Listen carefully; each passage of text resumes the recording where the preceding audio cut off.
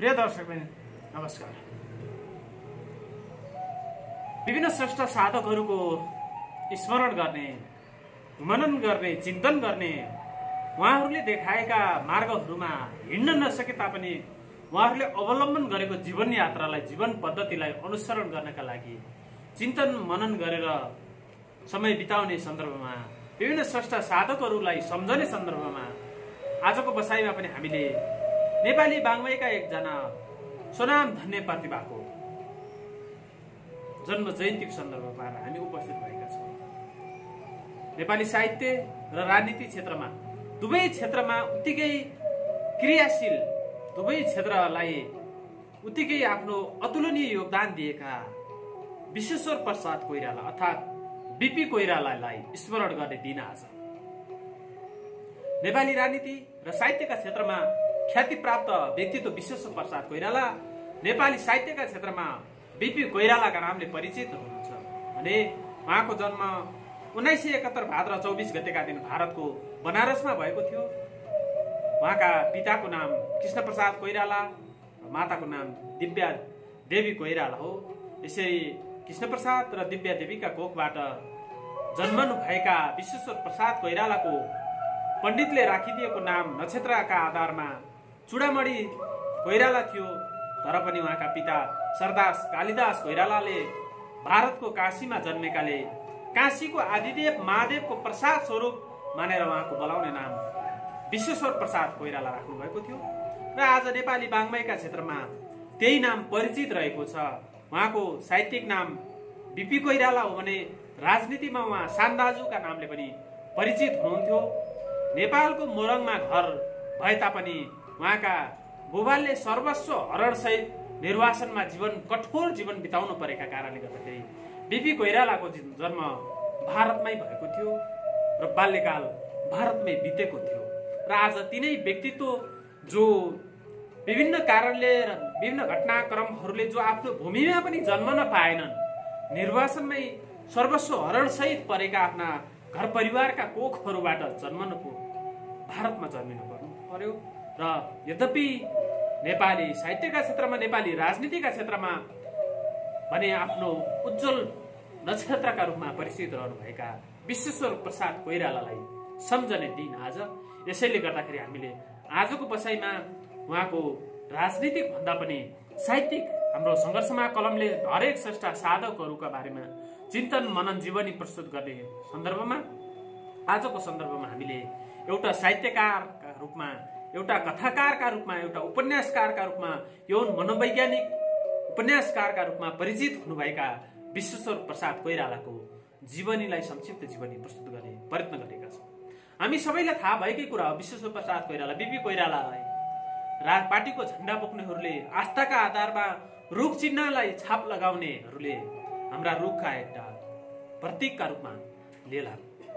तर नेपाली साहित्यका क्षेत्रमा विश्वेश्वर प्रसाद कोइरालालाई त्यो प्रजातान्त्रिक विचारधाराका व्यक्तित्वका रूपमा मात्र होइन कि एउटा यौन मनोवैज्ञानलाई आधार बनाएर लेख्ने फ्रायडवादी चिन्तनलाई नेपाली राजनीतिमा होइन कि साहित्यमा भित्र्याउने चिन्तकका रूपमा हरेक श्रेष्ठ साधकहरूले चिन्दै आएका छन्। उहाँका तीन घुम्ती, सुम्निमा, नरेन्द्र दाई, हिटलर र यहुदी, बाबु आमा र छोरा जस्ता उपन्यासहरू जति बेजोड रहेका छन्, दोषी चस्मा, श्वेत भैरवी कथाहरू पनि त्यसकै हाराहारीमा उत्तिकै बेजोड रहेका छन् भने उहाँको आफ्नो कथा र जेल जर्नल लगायतका जीवनी सङ्ग्रहहरू पनि प्रस्तुत भएका छन् र आजको बसाइमा हामीले यिनै यस्ता बहुमुखी प्रतिभाको चिनारीलाई प्रस्तुत गर्ने प्रयत्न गरेका छौँ। तपाईँले पहिलोपटक हाम्रो च्यानल हेर्दै हुनुहुन्छ भने कस्तो लागिरहेको छ, सुझाव सल्लाह प्रतिक्रिया दिन नबिर्सनुहोला र हाम्रा कार्यक्रमहरू तपाईँलाई उपयुक्त लागेको खण्डमा हाम्रो च्यानललाई सब्सक्राइब गरेर नजिकैको बेल बटन थिच्दैमा तपाईँको केही पनि बिग्रनेवाला छ।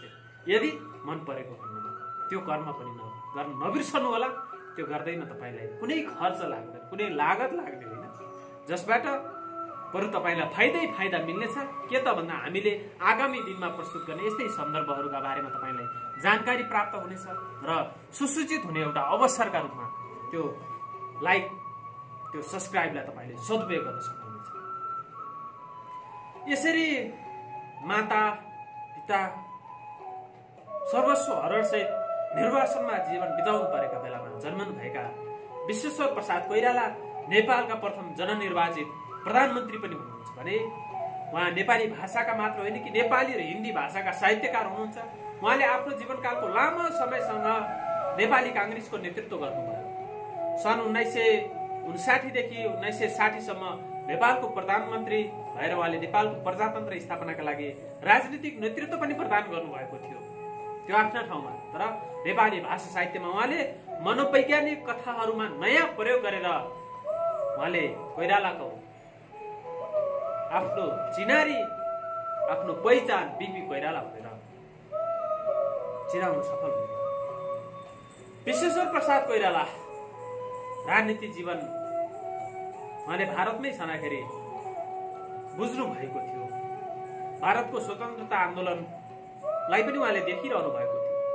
आफ्ना बाबुआमाहरू निर्वासनमा भारतमा बस्नु परेको पीडा पनि देखिरहनु भएको थियो। त्यसैका कारणले गर्दा उहाँ ती विभिन्न समयका कालक्रमहरूमा भएका ती आन्दोलनहरूमा लागेकै कारण विश्वेश्वर प्रसाद र उहाँका दाइ मातृका प्रसाद कोइरालालाई 1930 मा 3 महिनासम्म बेलायती सरकारले कैद पनि गरेको थियो भने त्यसपछि नै उहाँको राजनीतिक जीवनको सुरुवाती भएको थियो। उहाँका दाइ मातृका प्रसाद र विश्वेश्वर प्रसाद कोइरालालाई भारतको स्वतन्त्रता आन्दोलनमा सक्रिय भएकै कारणले 1930 मा 3 महिनासम्म बेलायती सरकारले कैद गरेको थियो र त्यहीबाट नै उहाँको राजनीतिक जीवन सुरु भयो।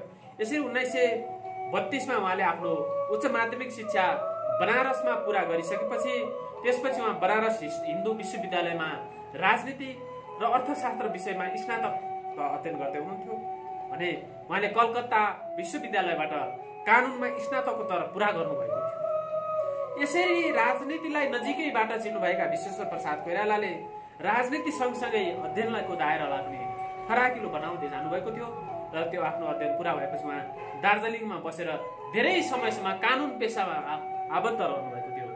आफूलाई अहिलेको कानुनी हिसाब किताबले हेर्दा वकिल भनिएला, लेखनदास भनिएला, हरेक कुराहरू वकालत गर्ने सन्दर्भहरू छन्। त्यस्तै गरेर उहाँ कानुन पेसामा आबद्ध भएर पनि लामो समय बिताउनु भएको थियो र विद्यार्थी कालमै राजनीतिमा नजिक हुनुभएका उहाँले 1942 देखि 1944 सम्म दोस्रो विश्वयुद्धको समयलाई बेलायती सरकारले जबरजस्ती सैनिकमा भर्ती गरेको अवस्था, त्यहाँबाट छुटेपछि उहाँले 1947 मा नेपाली काङ्ग्रेसको स्थापना गरेपछि राजनीतिमा क्रियाशील भएर लाग्नुभयो र त्यसपछि त्यो 1947 मा स्थापना भएको नेपाली राष्ट्रिय काङ्ग्रेस पछिल्लो समय नेपाली काङ्ग्रेस बन्न पुग्यो। यसरी नेपाली काङ्ग्रेस पार्टीका संस्थापक बन्नुभएका विश्वेश्वर प्रसाद कोइरालाको राजनीतिक जीवन, साहित्यिक जीवन दुवै उत्तिकै लोभ लाग्दो छ। यसैले हामीले आजको बसाइमा उहाँको साहित्यिक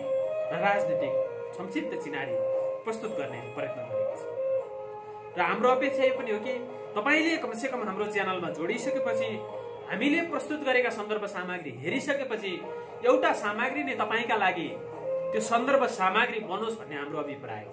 हामीले त्यो प्रयत्न गर्न प्रयास गरेका छौँ।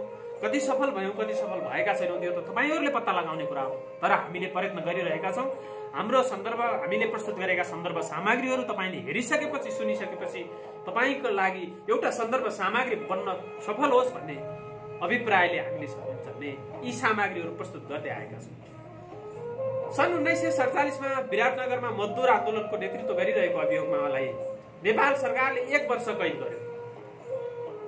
1951 मा उहाँले नेपालमा राणा शासनको अन्त्यका लागि सैनिक सङ्घर्ष सुरु गर्नुभयो भने अक्टोबर 1951 मै राणा शासनको अन्त्य भयो। नेपालमा बहुदलीय प्रजातन्त्रको स्थापना भयो। त्यसपछि मन शमशेर जबराको नेतृत्वमा नयाँ सरकार बन्यो र कोइराला त्यो सरकारका गृहमन्त्री हुनुहुन्थ्यो। यसरी 1951 मा भएको पहिलो आम निर्वाचनमा उहाँको दल नेपाली काङ्ग्रेसले विजय भएपछि उहाँले आफ्नो नेतृत्वमा सरकार गठन गर्नुभएको थियो र विडम्बना उहाँले गठन गरेको सरकार, उहाँले नेतृत्व गरेको सरकारले जम्मा 18 महिना मात्र काम गर्न सक्यो।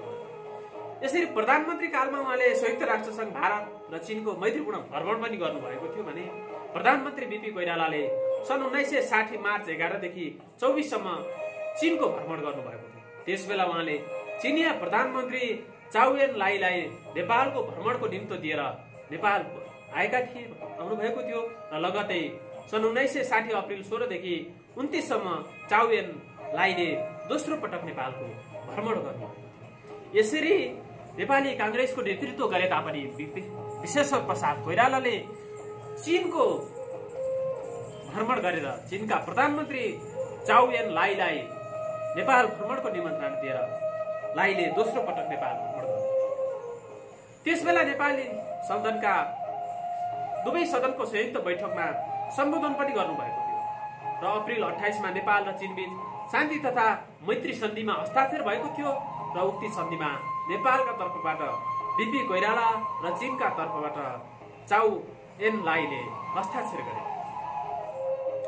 यसरी राजनीति जीवनमा सक्रिय भएका विश्वेश्वर प्रसाद कोइराला बीपी कोइरालाले भूमि सुधार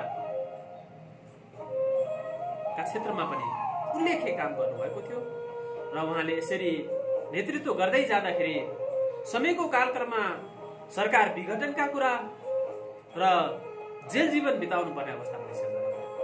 2017 साल पुस 1 गते अर्थात् 15 डिसेम्बर 1960 का दिन राजा महेन्द्रले आफ्नो विशेष अधिकार प्रयोग गरेर नेपालको तत्कालीन संविधान सरकार र कोइरालाको सरकार भङ्ग गर्यो संविधान। त्यसपछि उहाँलाई कैद गरियो र जुन कुनै मुद्दा बिना नै उहाँ 8 वर्षसम्म कैद राखियो। 1968 मा उहाँलाई बनारस निर्वाचनमा जान दियो र 1976 मा उहाँ नेपाल फर्केर आउनुभयो र तत्कालीन सरकारले उहाँलाई देशद्रोहको अभियोगमा कैद गर्यो। यसरी देशद्रोहीका रूपमा कैद गरेपछि अन्तर्राष्ट्रिय दबावका कारण 1978 मा उहाँका विरुद्ध लगाइएका सबै अभियोगहरू सरकारले फिर्ता दियो भने 1979 अर्थात् 2036 सालको जनआन्दोलनको बेला उहाँलाई आफ्नै निवासमा नजरबन्द गरेर राखिएको थियो। यसरी विभिन्न समयका कालक्रमहरूमा विभिन्न लान्छनाहरू लगाएर विभिन्न दबावहरू दिएर उहाँलाई पटक पटक कैद जीवनमा बिताउन कैद गरिएका सन्दर्भहरू हामीले सरकार विघटन भएका कुराहरू कैद जीवन बिताउनु परेका सन्दर्भहरू हामीले विभिन्न सन्दर्भहरूमा पढ्दै आएका छौँ। यसरी प्रसिद्ध राजनीतिज्ञ प्रजातान्त्रिक समाजवादका चिन्तक एवं प्रयोक्ता बीपी कोइराला स्वतन्त्र रूपमा साहित्य लेखनमा साहित्य सृजनालाई मजबुत बनाउनका लागि क्रियाशील भएर लाग्नुभयो। उहाँले नेपाली वाङ्मयका क्षेत्रमा नयाँ चिन्तन, नयाँ आयाम, नयाँ परम्परा र नयाँ शैली भित्राएर सदाका लागि अझर अमर भएर रहनुभयो। उहाँका राजनीतिक जीवनमा जे जस्ता उतार चढावहरू आए तापनि ती आफ्नो ठाउँमा छन्, ती गौण छन्, तर नेपाली साहित्यका क्षेत्रमा उहाँले निम्त्याउनु भएको नयाँ आयाम, नयाँ चिन्तन, नयाँ प्रयोग, नयाँ शैली भने जीवन पर्यन्त उहाँको भौतिक शरीर नरहे तापनि कयौं वर्षसम्म जुग जुगसम्म त्यो जीवन्त रहेको छ। र हामीले पढेका उहाँका उपन्यासहरू तीन घुम्ती सुम्नीमा, नरेन्द्र दाई लगायतका जति पनि हिटलर र यहुदी, बाबु आमा छोरा जति पनि उपन्यासहरू छन् तिनमा नयाँ प्रयोग, सबैमा नयाँ प्रयोग रहेछ। विश्वविद्यालयमा उहाँका कथाहरू विद्यालय तहदेखि विश्वविद्यालय तहसम्म उपन्यासहरू विश्वविद्यालय तहमा का पाठ्यक्रमहरूमा राखिएका छन्। तीन घुम्ती उपन्यास निकै बेजोड उपन्यास हो जसमा नारीका 3 रूप, प्रेमिका, पत्नी र आमाको चित्रण गरिएको छ। हो, नारीहरू नारी मात्र होइनन्, ती कसैका प्रेमिका पनि हुन्, कसैका पत्नी हुन् र कसैका आमा हुन् भनेर विशेष गरी 3 भूमिकाहरूमा देखाएको हामीले पाउँछौँ। यद्यपि त्यसलाई पढ्दै गर्दाखेरि अन्य पाठकहरूले, स्रष्टा साधकहरूले आफ्नो एङ्गलबाट त्यसलाई विश्लेषण गर्नुहोला, तर तीन घुम्ती उपन्यासका ती 3 घुम्तीहरू, ती 3 श्रृङ्खलाहरू पढ्दा मैले बुझेको एउटा मुख्य रूप भनेको नेपाली नारीहरूका 3 रूप, प्रेमिका, पत्नी र आमाको चित्रणलाई उहाँले राम्ररी गर्नुभएको छ भन्ने लाग्छ। एउटा नारीको 3वटा छुट्टा छुट्टै निर्णय, बाबुआमाको इच्छा विपरीत प्रेम विवाह गर्नु परेको छ, पतिको अनुपस्थितिमा परपुरुषसँग यौन तृप्ति लिनु परेको छ, सन्तान प्राप्तिका लागि परपुरुषसँग यौन सन्तुष्टि लिनु परेको छ र पतिबाट अस्वीकृत भएपछि त्यो यौन जन्मिएकी छोरी लिएर एक्लै बस्ने निर्णय गर्नु परेको घटनालाई 3 घुम्ती उपन्यासमा देखाइएको छ। यी तीनवटै निर्णयले आफ्नो अस्तित्व जोगाउनका लागि एउटी नारीले गरेको सङ्घर्षको कथा नै 3 घुम्ती उपन्यास हो भन्ने मैले बुझेको छु।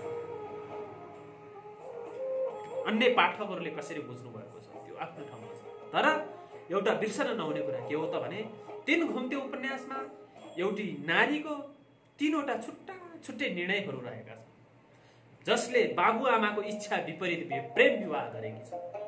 एउटी युवतीले बाबुआमाको इच्छा विपरीत प्रेम विवाह गर्नु परेको छ र यसरी प्रेम विवाह गरेर पतिको घरमा त गएकी थिइन्, तर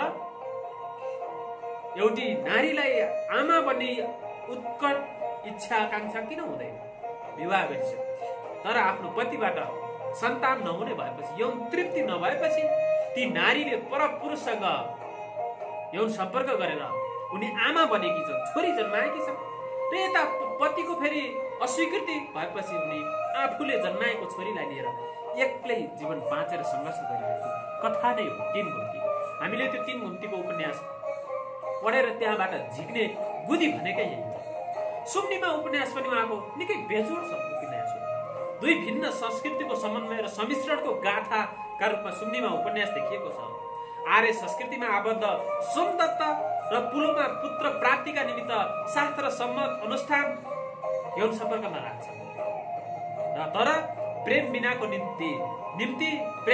निम्ति जबरजस्ती यौन मिलनले मात्र गर्भ नरहने, बरु मानस कुण्ठा र विकृतिको विकास हुने तथ्यलाई यसमा प्रष्ट पारिएको छ। यौन मनोवैज्ञानिक उपन्यासकार बीपी कोइरालाले, विश्वेश्वर प्रसाद कोइरालाले सुम्निमा उपन्यासमा 2 भिन्न संस्कृतिको समन्वय र सम्मिश्रण गर्नुभएको छ। जबरजस्ती प्रेम बिनाको यौन सम्पर्कमा कुनै पनि सन्तुष्टि हुँदैन भनेर सुम्निमामा देखाइएको छ। अहिले पछिल्लो समय बजारमा छाडा संस्कृति हो भनेर हामीले भन्छौँ। त्यो के हो भन्ने कुरा त हामीले आकलन गर्न सक्ने, निर्क्युल गर्न सक्ने सामर्थ्य हामी राख्दैनौँ, मैले राख्दिनँ। तर हामीले देख्दाखेरि त्यसलाई त्यति नरुचाइएको देखिएको छ र त्यस्तै गरेर प्रेम बिनाको जबरजस्तीको यौन मिलनले मात्र गर्भ नरहने रहेछ भन्ने सन्दर्भलाई किन त भन्दा सोमदत्त पुत्र प्राप्तिका निम्ति उत्कण्ठ आशा पालेका छन्, इच्छा चाहेका छन्, तर त्यो जहाँ प्रेम छैन, प्रेम बिनाको यौनले मिलनले गर्भ रहँदैन भन्ने कुरा यहाँ प्रश्न पारिएको छ। पूजा पाठ आध्यात्मिक आचरणको परिपालन गर्ने आडम्बरद्वारा भौतिकतालाई बिर्सन खोजियो भने सुख शान्ति मिल्दैन। स्वच्छन्द विचार अनुसरण गर्ने किराँत पुत्री सुम्निमा सधैँ खुसी देखिन्छन्, आनन्दमा रमाउँछिन्। प्रेमलाई मानिसलाई शारीरिक रूपले टाढा भए तापनि मानसिक रूपले नजिक अनुभूत गराउँछ भन्ने यही उपन्यासको सार रहेको छ। उता सुम्निमा एउटा किराँत पुत्री हुन् जो उनी प्रेममा छन्, भौतिक रूपमा उनी, शारीरिक रूपमा उनीहरू निरन्तर सम्पर्कमा, यौन सम्पर्कमा छैनन्, उनीहरूले शारीरिक सम्पर्क गरेका छैनन्, तर उनीहरू बीचमा प्रेम छ, आत्मिक प्रेम छ। एकछिनको रमाइलो भौतिक रूपमा भेटिहालौँ, सम्पर्क गरिहालौँ, त्यसपछि छुटिहालौँ, अहिलेको बजारू प्रेम जस्तो हो। त्यो किराँत पुत्री सुम्निमामा आत्मिक प्रेम छ, उनले प्रेम दर्शाएकी छन्। भौतिक रूपमा जहाँ भए पनि, शारीरिक रूपले जति टाढा भए तापनि मानसिक रूपले प्रेममा उनी आह्लादित भएकी छन् भनेर यही सन्दर्भलाई सुम्निमा उपन्यासमा देखाइएको छ। किनकि सुम्निमा किराँत धर्मावलम्बीद्वारा विवादमा ल्याइएको उपन्यास पनि हो। किराँतीहरूले विभिन्न सन्दर्भहरू, उल्झनहरू झिकेका पनि थिए, तर सुम्निमा र पारोहाङ किराँत धर्मका देवताहरू भएकाले उनीहरूले उपन्यासको पात्रलाई रूपमा प्रस्तुत गरिएर किराँतहरूको अपमान गरिएको आरोप मात्र लगाएका हुन्। यसको विषयवस्तुमा यसलाई प्रस्तुत गरिएको शैलीका सन्दर्भमा होइन कि किराँतहरूले आफ्नै सुम्निमा र पारोहाङ आफ्ना किराँत धर्मका देवताहरूको नाम हो भनेर नामका विषयमा केही विवादहरू पनि भएका। तर हामीले के बुझ्न आवश्यक छ भने 3 घुम्ती उपन्यास हामीले पढेका छौँ भने एउटी नारीले आफ्ना बाबुआमाको इच्छा विपरीत आफ्नो चाहनाले पतिको घर गएकी छ, आफ्नो इच्छाले परपुरुषसँग सम्पर्क गरेर सन्तान जन्माएकी छ र आफ्नो इच्छाले पतिलाई छोडेर, आफूले रोजेको पतिलाई छोडेर छोरी हुर्काएर बसेकी छ। 3 घुम्तीले त्यही दिएको छ। त्यो 3 घुम्ती हो। सुम्निमामा भित्रका ती सोमदत्तहरू जो पुत्र प्राप्तिका लागि अनेक गरेका छन्, तर कर्म पाखण्डी गरेका छन्, तर एउटी किराँतकी छोरी सुम्निमा जो आत्मिक प्रेममा रमाएकी छ, भौतिक प्रेम होइन भनेर यसरी यो दर्शनलाई देखाइएको छ भने नरेन्द्र दाई उस्तै बेजोड एक मनोवैज्ञानिक उपन्यास हो। एउटा पुरुषका पत्नी र प्रेमिका दुई छुट्टा छुट्टै सम्बन्धहरूमा दुई स्त्रीहरूको बीचको कथालाई नरेन्द्र दाइ उपन्यासमा देखेको छ। हामीले बिपी कोइरालाका उपन्यासहरू जुन पढ्यो उति रोमाञ्चक, उति आनन्ददायक, उति प्रेमिल, चाहे त्यहाँका यौन मनोविज्ञानका कुरा हुन्, त्यहाँका कथाका कुरा हुन्, त्यहाँका कथावस्तुका कुरा हुन्, त्योको प्रस्तुतिका विषयवस्तुहरू जति पढ्यो उति पढौँ उति रोचक लाग्ने। अहिलेका उपन्यासहरू, बजारका उपन्यासहरू खोल व्यापार गरेर ओहो के न भएछ भनेर प्रचार प्रसार गरिन्छ र तर त्यो निस्केको 1 महिना नहुँदै तिनै उपन्यासहरू चोक चोकमा चटपट बेच्नेहरूले त्यो च्यातेर त्यो चटपट पोको पारेर दिएका पानाहरू हामीले देख्नु परेको अवस्था छ। तर हामीले ती विद्यालय पढ्नका लागि, विद्यालयको पाठ्य पुस्तकका लागि पढ्न भनेर किनिएका ती 3 घुम्तीहरू, ती सुन्नेहरू, ती नरेन्द्र दाइहरू, मोदी आइनहरू हामीले अझै पनि दराजको कुनामा संरक्षण गरेर राख्नु परेको छ। किन त भन्दा यस्तै खालका यी नयाँ नयाँ प्रयोगहरूले गर्दाखेरि, यस्तै सन्दर्भहरूले गर्दा एउटा सुम्निमा नरेन्द्र दाइ एउटा मनोवैज्ञानिक उपन्यास हो। एउटा पुरुषका पत्नी र प्रेमिका दुई छुट्टा छुट्टै सम्बन्धका दुई स्त्रीहरूको बीचको कथालाई निकै बेजोड रूपमा देखाइएको छ। अहिलेको समाज पनि यस्तै विशृङ्खल छ। प्रेम एउटासँग, विवाह अर्कोसँग हुनुको पीडाहरू उनीहरूले जीवनभर बेहोरिरहेका छन् र घरमा श्रीमती छोडेर, घरमा श्रीमान छोडेर एउटाको श्रीमती अर्काको श्रीमानसँग, अर्काको श्रीमती अर्काको श्रीमानसित मोजमस्ती गरेका कथाहरू, घरमा बिग्रेका कथाहरू हामीले देखिरहेका छौँ।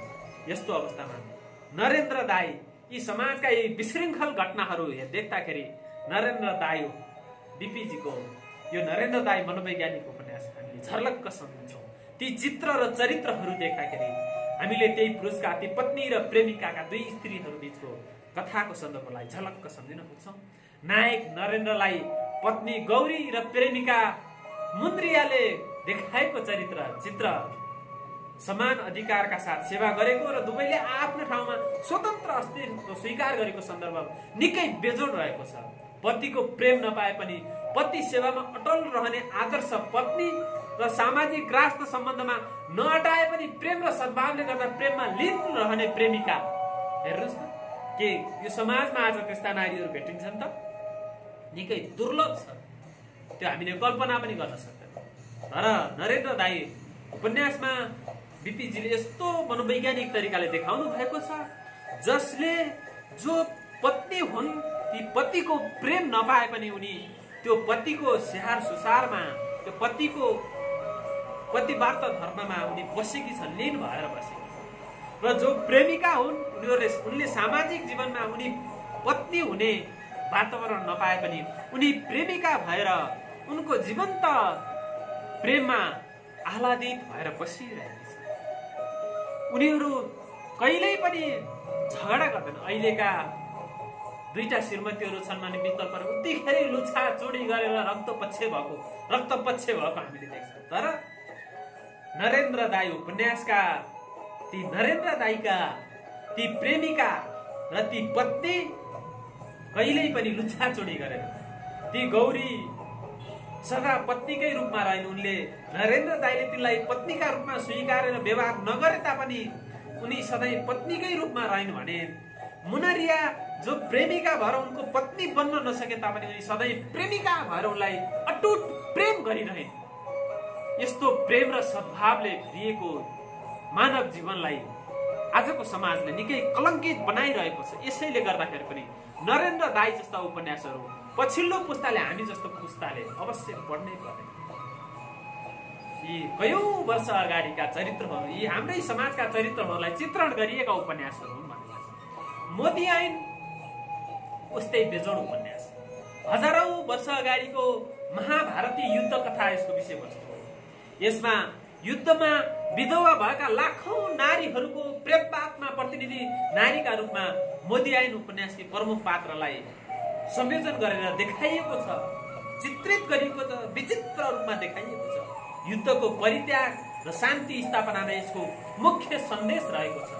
किन त भन्दा बिपी कोइरालाले राजनीतिक जीवनमा, राजनीतिका आस्थाका आधारमा निर्वाचनमा पुग्नु पर्यो, जेल जीवन बिताउनु पर्यो, पटक पटक जेल जानु पर्यो। त्यसैले गर्दाखेरि यी विभिन्न युद्धहरू विभिन्न सन्दर्भमा भएका युद्धहरू, महाभारतीय युद्ध कथाहरूलाई विषयवस्तु बनाए, हजारौं वर्ष अगाडिको महाभारतीय युद्ध कथालाई विषयवस्तु बनाए तापनि आफूले भोगेको जीवनलाई पनि त्यहाँ अभिव्यक्त गरेर एउटी विधवा, ती युद्धमा विधवा पुगेका लाखौं नारीहरूको कथालाई, प्रतिनिधि कथालाई एउटी मुख्य पात्रका माध्यमबाट देखाइएको छ।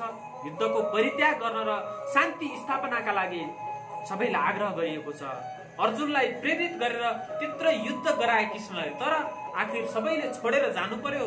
यस्तो नरसंहार युद्धको उपलब्धि के भयो त भनेर बिपीले चिन्तन गर्नलाई यो उपन्यासमा सिकाएर युद्ध त्याग र शान्ति स्थापनामा लाग भनेर शान्तिको बिकुल फुक्नका लागि पनि यो उपन्यास निकै कोष्यढुङ्गा साबित भएको हामीले देखेका छौँ। हिटलर र यहुदी, जर्मन तानाशाह, हिटलरले लाखौं निर्दोष यहुदीहरूलाई ग्यास चम्बरमा थुनेर मारेको घटनाका आधारमा लेखिएको उपन्यास हो भनिन्छ यसलाई। हामीले हिटलरका कथाहरू, यहुदीका कथाहरू कुरा गर्छौँ, तर हिटलर कसरी हिटलर भयो त भन्ने कुरा कहिले पनि एउटा सामान्य परिवारमा जन्मेको हिटलर जो एउटा चित्र बेचेर आफ्नी रोगी आमाको बहिनीको उपचारका लागि ऊ चित्र कोर्नका लागि घरबाट बाहिर निस्केको थियो। तर हामीले आज समाजमा यो हिटलरलाई जहिले पनि यो तानाशाह हो भनेर भन्छौँ, तर हिटलर त्यसै हिटलर भएका होइनन्। यही समाजले नै उनलाई हिटलर बनाउनका लागि, उनलाई प्रवृत्ति हिटलर बनाउनका लागि यही समाजले अगाडि धकेलेको हो भन्ने हामीले थाहा। पछिल्लो समय उपन्यासकार कृष्ण धरावासीले गेस्टापो उपन्यास लेख्नु भएको छ। त्यो उपन्यास एकचोटि पढ्नै पर्ने उपन्यास हो।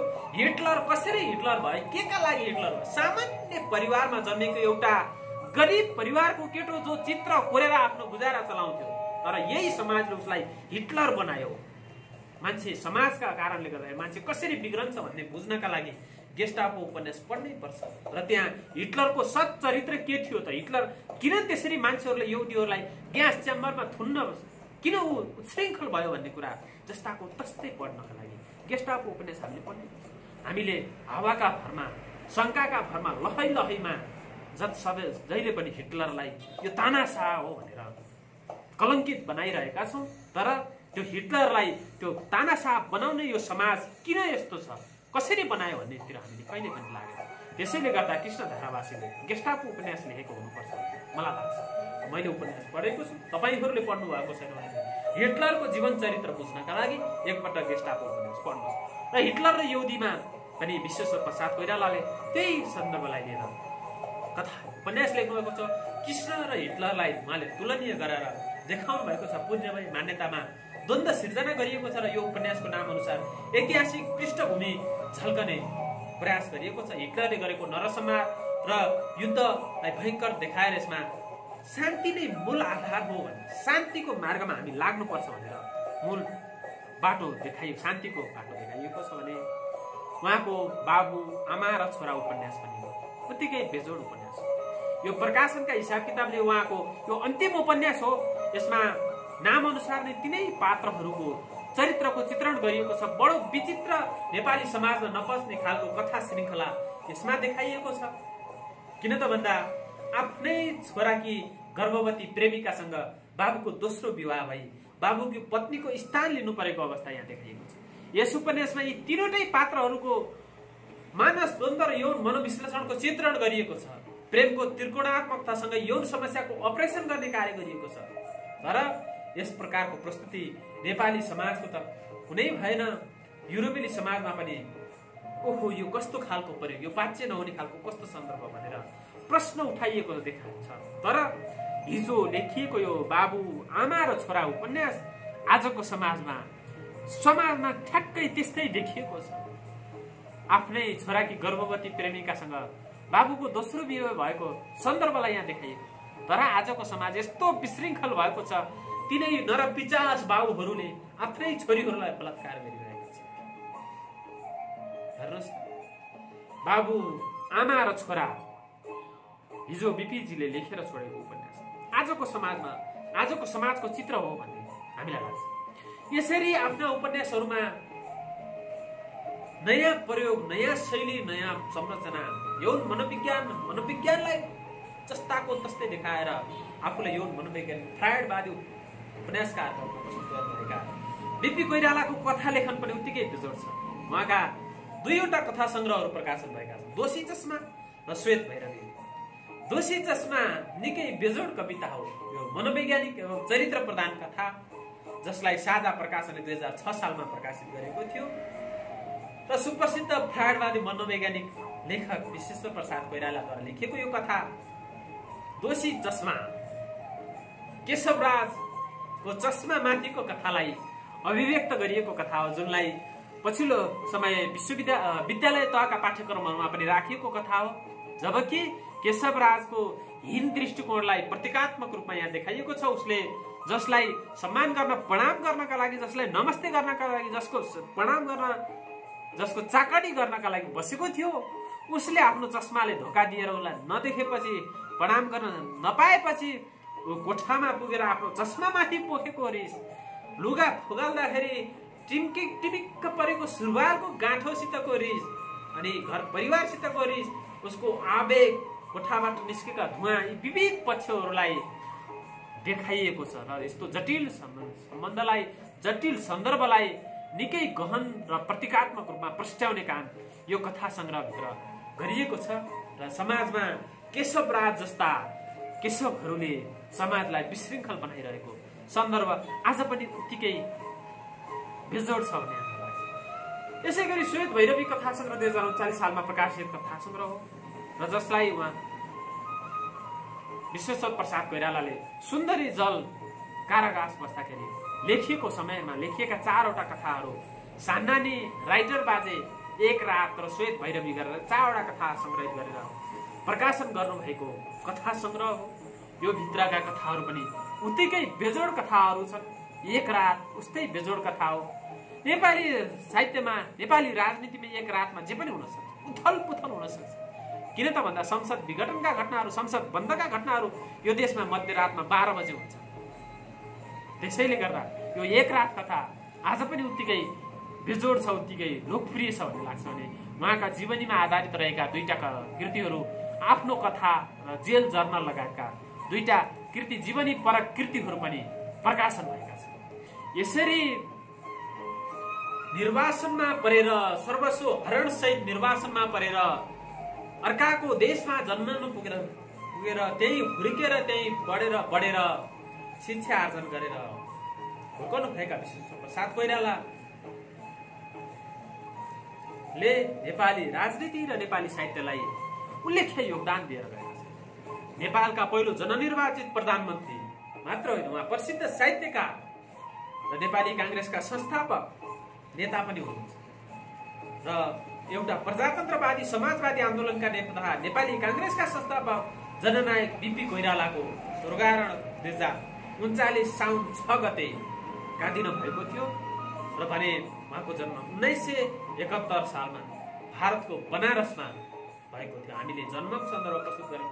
तत्कालीन समयमा प्रभावशाली व्यक्तित्वका रूपमा उहाँलाई टर्कीका कमाल पासा, चीनका विभिन्न नेतृत्वहरू, डाक्टर सन यात्सेनको उदय र अन्तर्राष्ट्रिय घटनाहरू, सोभियत संघ, रुसको कम्युनिस्ट आन्दोलन, जापानको शक्ति राष्ट्रका रूपमा स्थापना भएका यी सन्दर्भहरूले पनि गहिरो प्रभाव पारेर राजनीति जीवनमा उदाउनु भएको थियो र यसरी राजनीतिमा लाग्दै गर्दाखेरि भारतीय स्वतन्त्रता आन्दोलनका प्रमुख केन्द्र बनारस, पटना, कोलकाता लगायतमा उहाँको लालन पालन र शिक्षा प्रारम्भ भएको थियो र त्यसैले गर्दाखेरि त्यसरी सक्रिय हुँदै जाँदाखेरि उहाँलाई विभिन्न लान्छनाहरू, विभिन्न चरणमा प्रवासी हुनु परेका, जेल जीवनमा बिताउनु परेका सन्दर्भहरू भए, तर पनि उहाँले आफूलाई जेल जीवनमा बिताउनु पर्दा पनि कहिल्यै त्यो समय त्यतिकै खेर जान्दैन। त्यसलाई निकै सृजनशील, ऊर्जाशील रूपमा प्रयोग गर्नुभयो र उहाँको अध्ययन, चिन्तन, मनन कति थियो भन्ने कुरा हामीले ती उपन्यासहरू पढेर थाहा पाउँछौँ। र उहाँको विवाह एउटा सामान्य तरिका भएको थियो। झापाका बडा हाकिम कमल प्रसादकी छोरी सुशीलासँग उहाँको विवाह भएको थियो। विवाह सम्बन्धमा बाँधिँदै गर्दा बीपीको आर्थिक अवस्था निकै कमजोर थियो। उहाँले आफ्ना साथी देवेन्द्रसँग 400-500 रुपियाँ सापट लिएर आफ्नो विवाह गर्नुभएको थियो भने हामीले पढ्न पाउँछौँ र दाम्पत्य जीवन सुखमय नै रहेको थियो। उहाँका 3 छोरा र 2 छोरी जन्मेका थिए। यसरी सामान्य जीवनयापन गर्नुभएका बीपी कोइरालालाई आज स्मरण गर्ने दिन हामीले उहाँको स्मरण गरेर उहाँको नेपाली वाङ्मयका क्षेत्रमा नेपाली राजनीतिक क्षेत्रमा उहाँले पुर्याएको अनुष्ठानहरूको कर्महरूको स्मरण गर्दै हामीले आज उहाँलाई सम्झने प्रयत्न गरेका छौँ। बिपीको जीवनलाई निहाल्ने हो भने राजनीतिक योगदान जति थियो साहित्यिक योगदान पनि त्यत्तिकै बेजोड रहेको छ। उहाँलाई साहित्य लेखन भन्दा पनि अङ्ग्रेजी हिन्दी उपन्यासको अध्ययनमा रुचि थियो।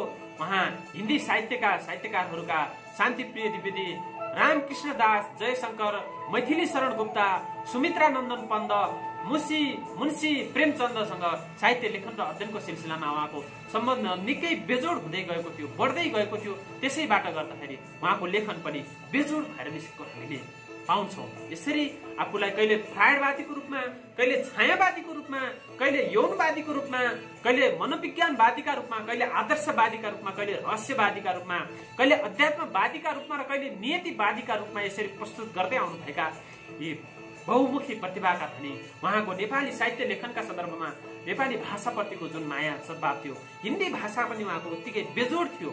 यसरी उहाँले 16 वर्षको कलिलो उमेरमै चन्द्रबदन नेपालीको पहिलो कथा लेखन भएको थियो। 16 वर्षको उमेरमा कथा लेखनमा लागेर निरन्तर साधनामा लाग्नुभएका उहाँका कृतिहरू उत्तिकै बेजोड रहेका छन्। कथा कुसुम, श्वेत भैरवी, दोषी चस्मा, बिपीका कथाहरू विभिन्न सन्दर्भमा उहाँको जीवन पछाडि पनि केही कृतिहरू प्रकाशन भएका छन्। उहाँका जेल जर्नल, आत्मवृत्तान्त लगायतका कृतिहरू उहाँले हामीलाई छोडेर जानु भएको छ। एउटा कुशल निबन्धकार, एउटा कुशल कवि, कुशल उपन्यासकार मात्र नभएर एउटा दार्शनिक व्यक्तित्वको रूपमा पनि बिपी कोइराला रहनुभएको थियो। यो देशका वरिष्ठ साहित्यकार मात्र नभएर एउटा मूर्धन्य राजनेता हुनुहुन्थ्यो।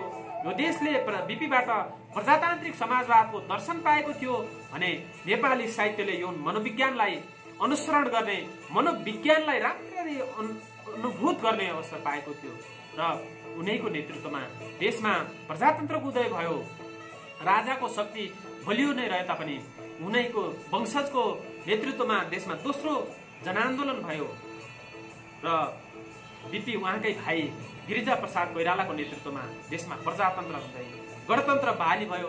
नेपाली साहित्य भण्डारका क्षेत्रमा बिपीको यी गहन सारघरविद कृतिहरू कोसे ढुङ्गाका रूपमा रहेका छन् भने बिपीको वंशजहरूको इतिहासले नेपाली राजनीतिका क्षेत्रमा पनि एउटा कोसे ढुङ्गा स्थापित गरेर छोडेको छ। हामीले त्यसलाई बिर्सन हुँदैन। किन त भन्दा जसले प्रजातान्त्रिक आन्दोलन सुरु गरेर नेपाली काङ्ग्रेसको स्थापना गरे र उनैका भाइ गिरिजा प्रसाद कोइरालाले उनैको नेतृत्वमा देशमा प्रजातन्त्र मात्र होइन कि गणतन्त्र बहाली गराएका छन्। यस्ता व्यक्तित्वलाई आज स्मरण गर्ने सन्दर्भमा हामीले उहाँको थोरै राजनीतिक र धेरै साहित्यिक अनुष्ठान गरेर सम्झने प्रयत्न गऱ्यौँ। कस्तो लाग्यो सामग्री नबिर्सनु होला भन्दै बिदा चाहन्छु।